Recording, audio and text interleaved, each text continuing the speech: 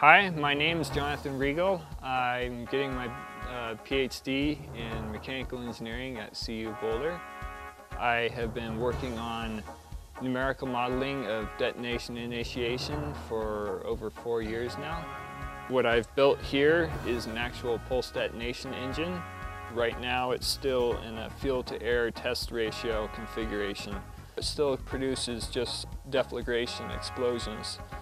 What I have here is fuel injectors here and here. These are actually racing fuel injectors. They deliver extremely large amounts of flow rate to fill up this entire tube in the amount of time you would need in order to fill up this tube in about 2 to 3 milliseconds. So there's a few main systems that run this engine. What runs the spark plugs are these ignition coils. I have two, one here and one here, one for each spark plug. And those are controlled by ignition system that I have built down there by the battery supply. So this right here is a digital microcontroller. You can change the code, customize it to however you want, and then you download it to this chip here using the circuitry that I've created here to create sparks that run at about 400 hertz. So you could basically call it a continuous spark inside of here.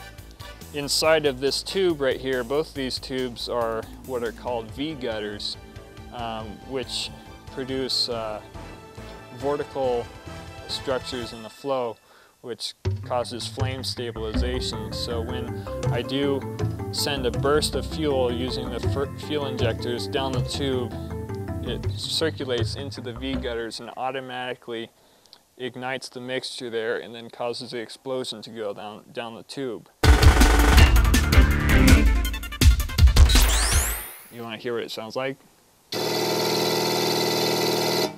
Both these tubes are what are called V-gutters. So when I do send a burst of fuel using the fuel injectors down the tube, it circulates into the V-gutters and automatically ignites the mixture there and then causes the explosion to go down the tube.